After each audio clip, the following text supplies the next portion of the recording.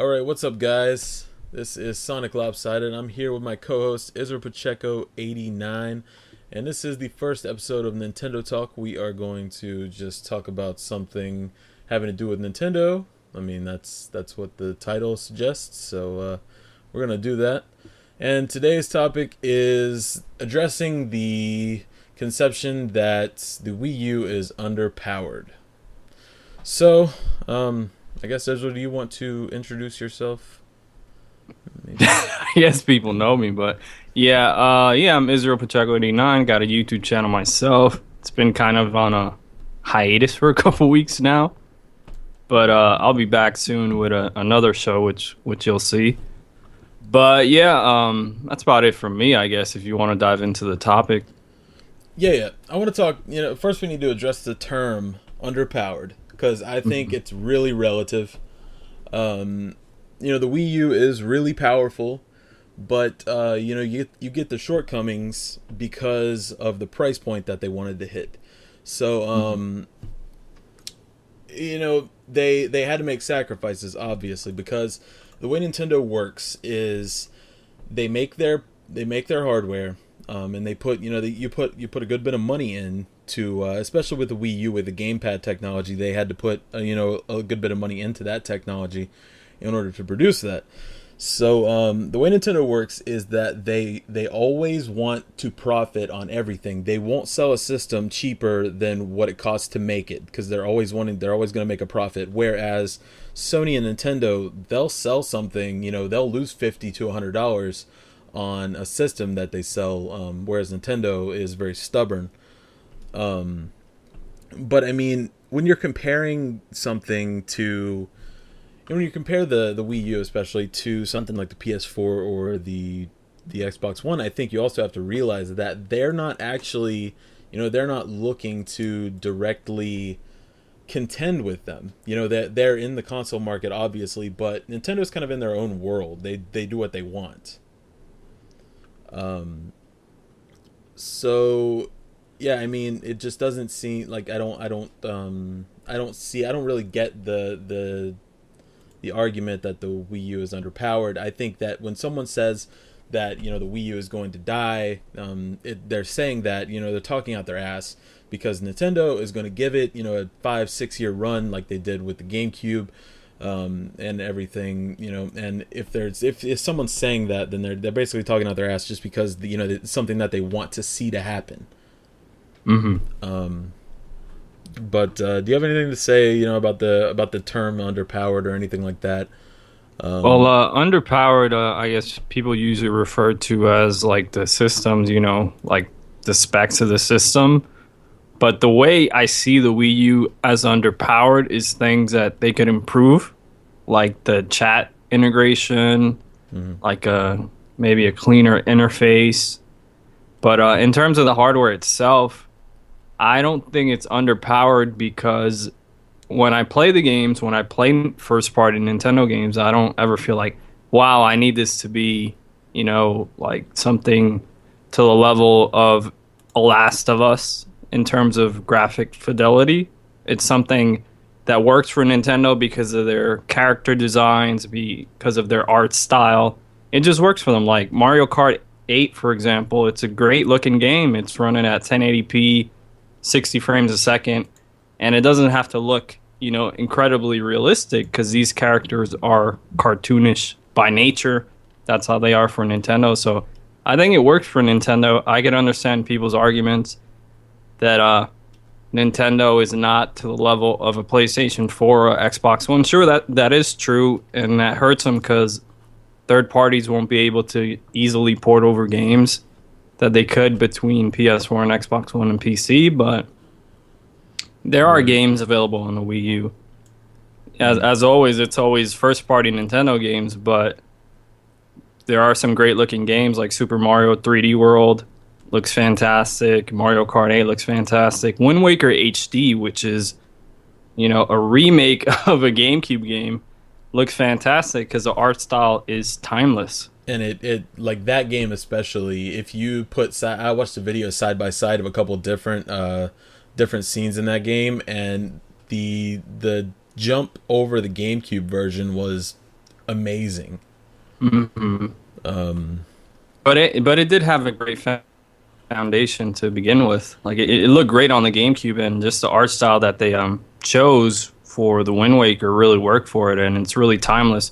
Of course, they improved on that, but it isn't like other games that from that generation that you go back now and you look, and they might look a little rough. Like for right. example, I tried playing Silent Hill 2 recently, which is a game from that generation, and it does look rough compared to the Wind Waker because Mm, it was going for a more realistic style. right.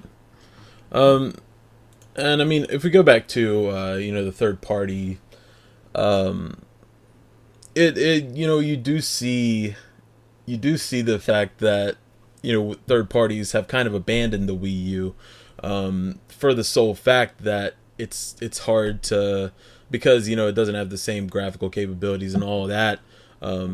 They would have to almost completely rework a game in order to port it over, which is why you've not seen very many games come over, especially some of the bigger ones from Ubisoft, which we're still waiting on Watch Dogs Wii U. It's set to come out, but they keep changing the release date. But see, the thing I have the problem with is people also, like, I'm going to play devil's advocate, I guess, a little bit, because people say, oh, you can't, they don't want to have the third party support because they don't want to use, they don't want to integrate the gamepad into things. But the way I see it is, if the only thing I can see is if Nintendo is saying, hey, if you're going to put this game in our system, you have to use the gamepad. I don't know Hmm. if they are saying that or if they're not, but the way I see it is if you're going to put a game on there and you don't want to necessarily change anything, just don't use the gamepad. You know what I mean? Just Hmm. just don't put the features in there. Just port the game straight over, because like most games, most of the bigger, party games, the bigger games on the Wii U, they all run at 1080p, 60 frames a second, as far as I've seen, where I've the games that I've researched on. But yeah, I mean that's the really thing. That's the real thing that's holding third parties back, I think, is the fact that they think that they have to integrate gamepad technology into their games, and unless Nintendo is saying you have to do this, I just wouldn't do it if you think that it's too hard to do.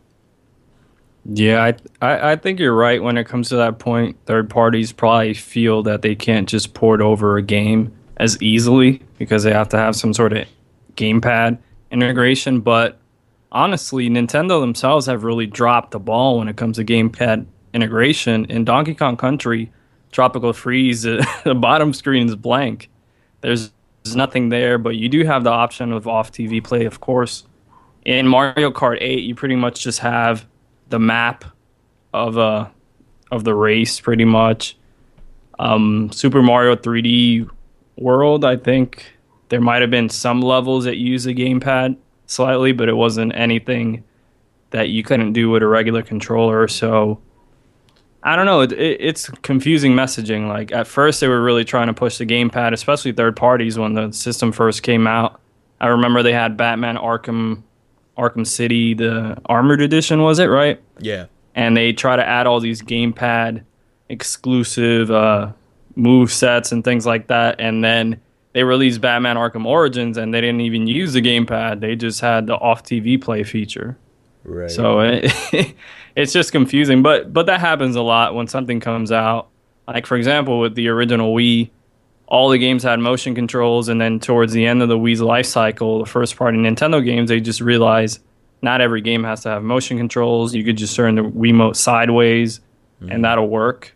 right. Which it did work for a lot of games like the Donkey Kong Country Returns.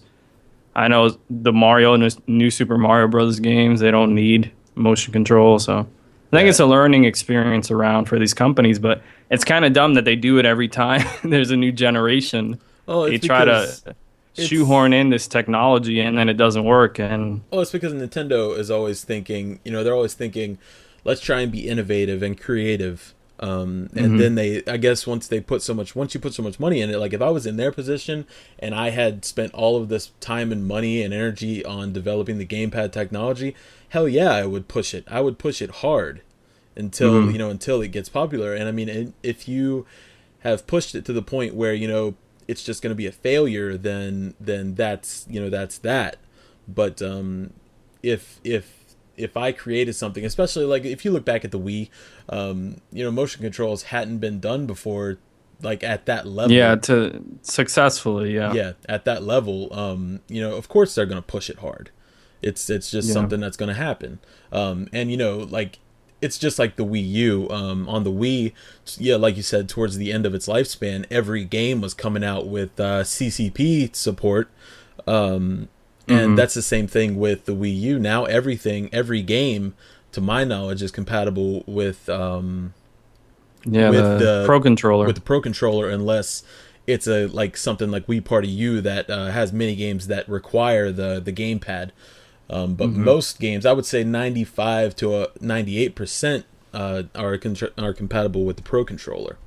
And I guess the other part of the the underpowered argument is the fact that the Nintendo network, there's no cross-buy, cross-play features on the Wii U, and people are calling the Wii U underpowered mainly. A big reason is because of that, because with the PS3 you have the cross-buy.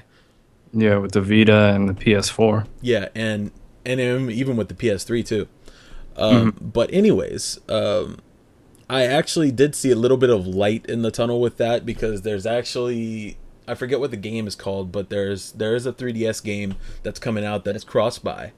It might have that one's in Europe, I think, for now. So I think that's the first game that's doing that, because Nintendo came out and they said, okay, we'll do this if developers ask for it. So now that developers are asking for it, hopefully it becomes something that Nintendo does themselves in terms of their first party games. It just makes sense if you buy something specifically on the virtual console, like Super Mario World, for example. You should be able to get that on your 3DS. You should be able to get that on your Wii U. Well, see, what I was saying is that if Nintendo would be ahead if they just unified all of the virtual consoles, right?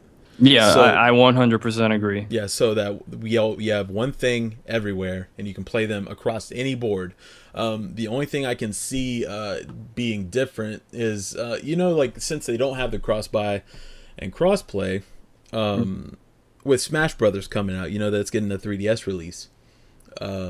So there are features that are probably going to be on the 3DS that aren't going to be on the Wii U, and vice versa. Yeah. So I can see where they're coming from with the if developers want this, then they can use it.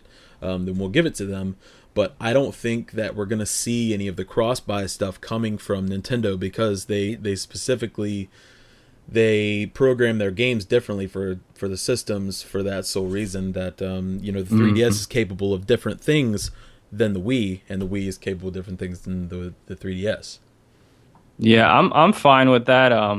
In terms of cross-play, the thing for me is the cross-buy. Like, if you buy an indie game on one, you should be able to get it on the other, as long as it isn't something too complicated. Like, I'm sure they can't run Trine 2, for example, on the 3DS, but they are able to run something like Shovel Knight on the 3DS. But that wasn't a cross-buy game, unfortunately. Right. But I guess let's look at something I can think of, like The Letter. Have you played The Letter? No, I haven't played it. I heard it was a bad game, so I stayed away from it. It's not that terrible. The one thing that I like about it is that it's just it's daily. It's updated with different things to do. So there's lots of stuff to do, and that kind of game would work well on, if you were to buy it and be able to play it on the 3DS.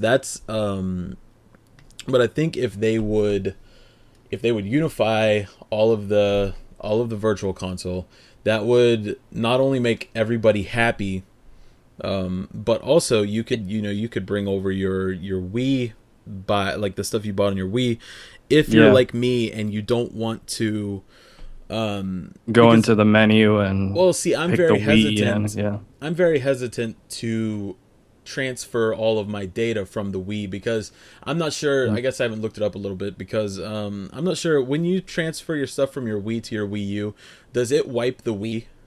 Yeah, it does. Okay, yeah, that's that. I'm very hesitant to do that. Because I did that when I first got my Wii U. That was one of the first things I did Right. was do the transfer over for the file saves and the account. Yeah, yeah. I'm hesitant to do it. I don't know why. I don't know. I just don't like to do it. But because I still use my Wii, it's in my bedroom, and I throw on Modern Warfare Reflex or whatever and play it, and while I'm in my bed. So Yeah. but yeah, I mean, I guess that's all of the things I can really think of about the argument. Yeah, I think the one last thing I want to throw in, which is something that I know we don't agree on, and that is I think they should drop the gamepad, and I know you think they shouldn't. That they should hold to their guns and just ride it out for the rest of the generation. But I think they should drop it just because they'd have the ability to drop the price of the console even further, and they would be able to bundle a Pro Controller in there instead of the gamepad, especially now since there hasn't been games that really use the gamepad to its full potential. I know I really enjoy Nintendo Land, and that's really, really fun. Which needs online support, by the way. Wait, exactly. All Nintendo games need online I want support. to play that Metroid game online with people. Yeah, it's actually really fun. I played it with my little brother, but it's something that you can't get across as easy as a Wiimote. Like the gamepad looks complicated for some people. Yeah. And I work in retail, and this happens to me all the time. I have to explain to customers the differences between the regular Wii and the Wii U. They're still confused. They don't know that one is one console and the other one's its successor. Yeah. So I'll have people all the time, they'll buy a Wii U game, or they'll ask me for the Wii U game, and I'll ask them, hey, do you have the Wii or do you have the Wii U? And then they'll be like, oh, I just have the Wii. What's the difference? And then I have to go through the whole explanation. And they almost buy a game for a console that they don't even own because they think it's the same thing. Yeah, that's the only, I have I consider myself a fan of Nintendo, not a fanboy, because if Nintendo messes up, I'll call them out on it. You know what I mean? So I think the only big misstep that the Wii U or Nintendo's made with the Wii U right now is the name itself. They shouldn't have went with Wii U. They should have went with Wii 2 or Wii Squared or something like that. But yeah, Wii 2 would have just made sense. Yeah. But Super Wii. yeah. Yeah. But my stance on the gamepad situation, the gamepad is it's a good controller, because mainly in my situation. So I'm sitting in the living room of my apartment. My fiance is watching television. I want to play some Call of Duty or something. I can just talk. I can put it on, switch it to the gamepad, and I'm playing. And she can do her thing. I can do my thing, and it's fine. It's good for that. And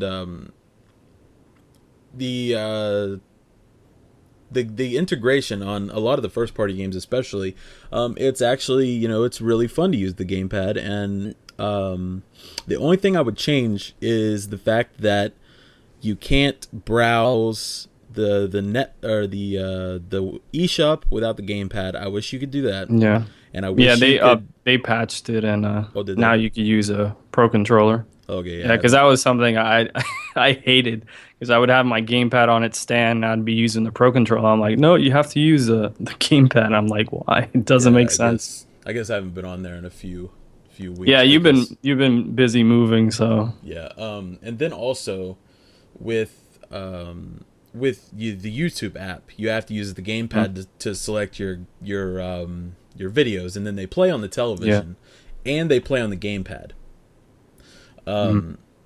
But the only thing that I would say, because somehow they've developed this and produced this gamepad that is actually extremely comfortable to hold. Yeah, I agree. It's definitely comfortable. It's ergonomical and it's great. The only thing that I would complain about with it is that it's a little heavy. So playing, extended out in front of you, your arms get tired after a while.